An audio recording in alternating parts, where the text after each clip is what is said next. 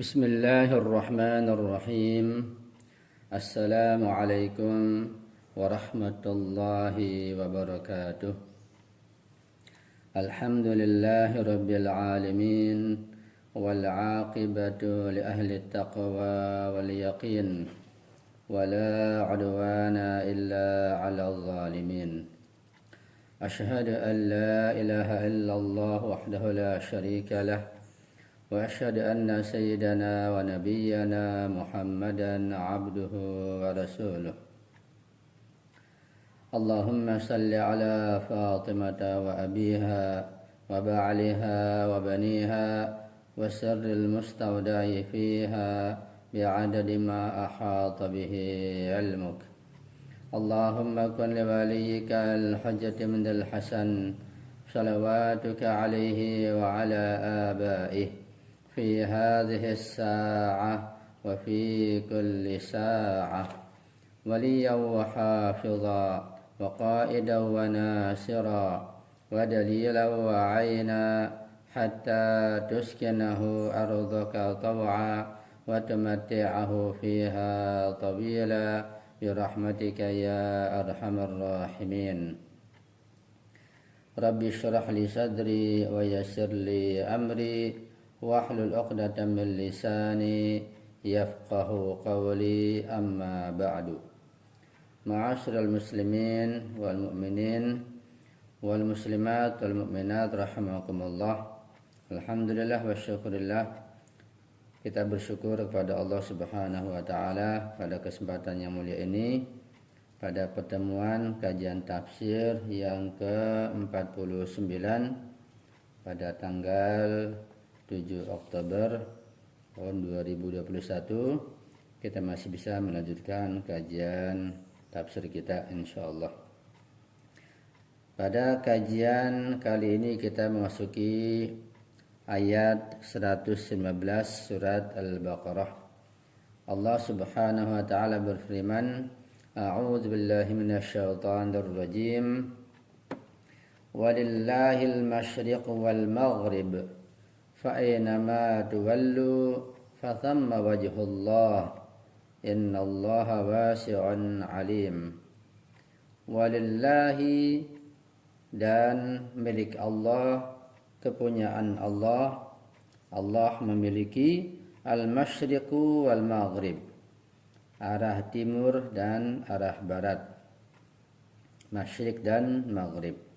Fa aynama tuwallu, kemana saja kamu menghadap, fathamma wajhullah, di sanalah wajah Allah. Innallaha, sesungguhnya Allah Subhanahu wa taala, wasi'un alim, maha luas rahmatnya dan maha mengetahui. Sababun nuzuli, sebab turun ayat di atas, itu ayat 115 surat Al-Baqarah. Ruwiya fi tafsiri Majma'al Bayani an Ibnu Abbas, diriwayatkan di dalam tafsir Majma'ul Bayan dari Ibnu Abbas radhiyallahu taala an, innal yahuda ankaru tahwil al-qiblati ila al-ka'bati an baitul maqdis fanazalat al-ayatu raddan alaihim. Sesungguhnya kaum Yahudi, mereka mengingkari perubahan arah kiblat ke Ka'bah yang asalnya dari Baitul Maqdis. Kemudian turunlah ayat ini sebagai penolakan atas pengingkaran mereka. Itu sebab turun ayat tersebut. Sekarang kita baca tafsirnya. At-tafsiru, tafsirnya.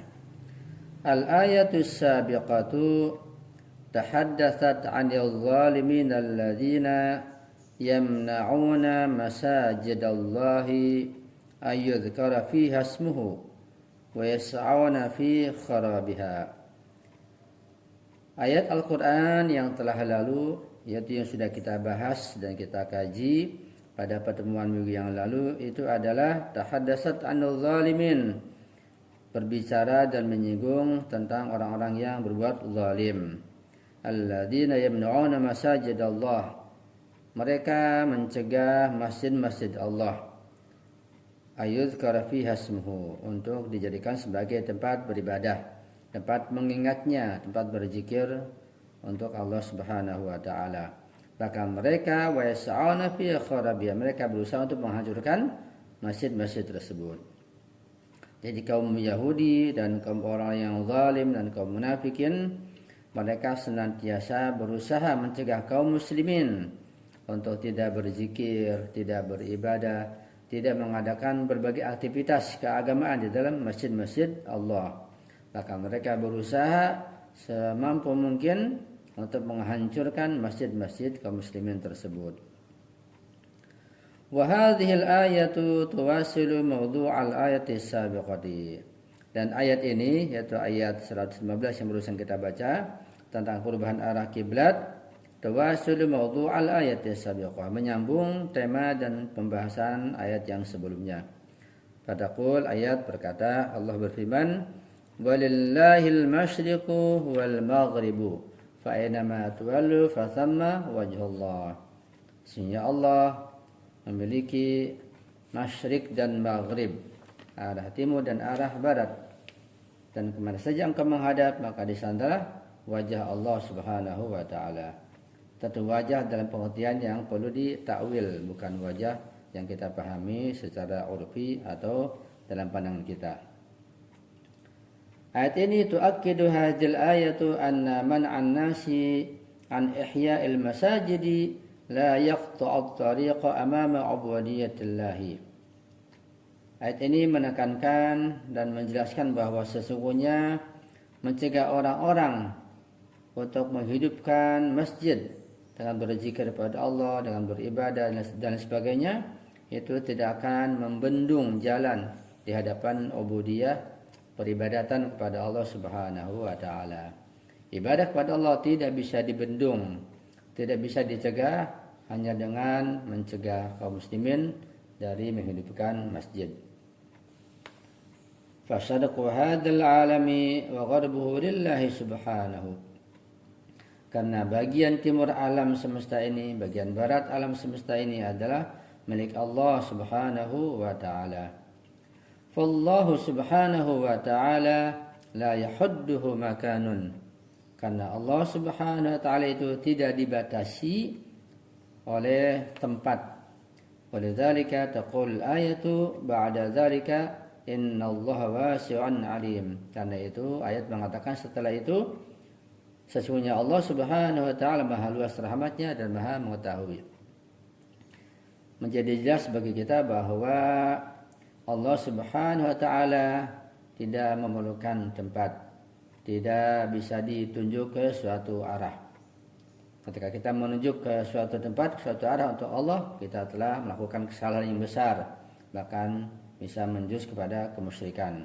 Karena dengan kita berarti membatasi Allah. Kita berarti menyamakan Allah dengan materi, dengan sesuatu yang bisa ditunjuk atau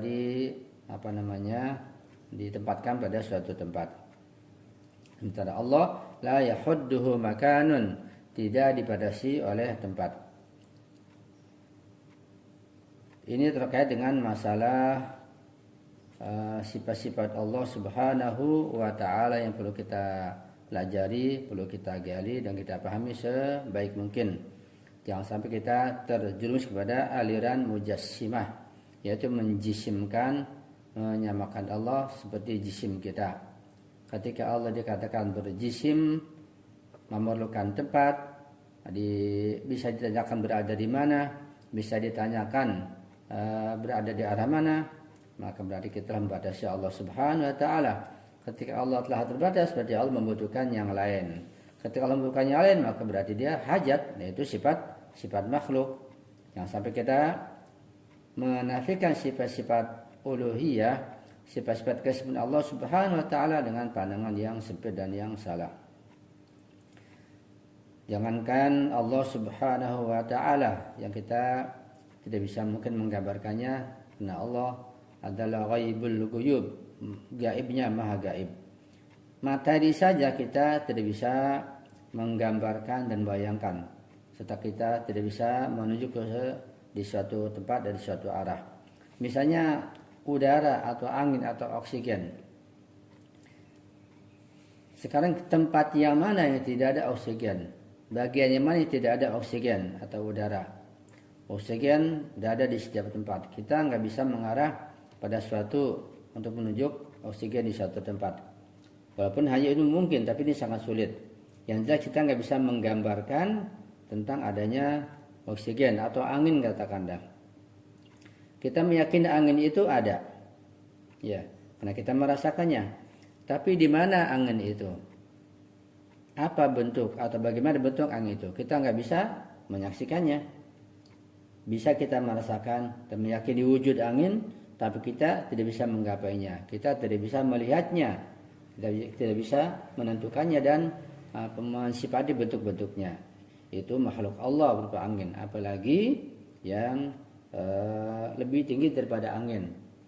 Karena Allah Subhanahu wa taala yang mungkin bisa digambarkan, yang mungkin bisa diarahkan atau ditunjuk di suatu arah, karena Allah la yahuddu makanan, tidak dibatasi oleh satu tempat, karena tempat itu juga ciptaan Allah Subhanahu wa taala.